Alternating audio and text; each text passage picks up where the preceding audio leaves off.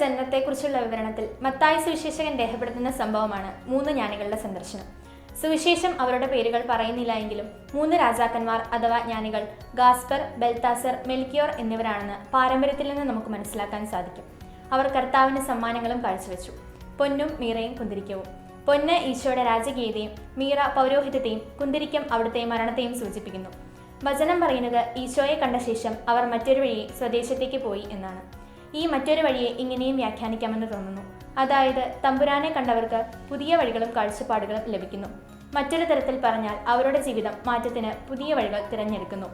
എപ്പോഴെങ്കിലും തോന്നിയിട്ടുണ്ടോ ഇതുവരെ നടന്ന വഴികൾ ആയിരുന്നില്ല നടക്കേണ്ടിയിരുന്ന വഴികളെന്ന്? അങ്ങനെയുണ്ടായാൽ അത് മാനസാന്തരത്തിന്റെ പാതയാണ്. ആ തിരിച്ചറിവാണ് മാനസാന്തരം.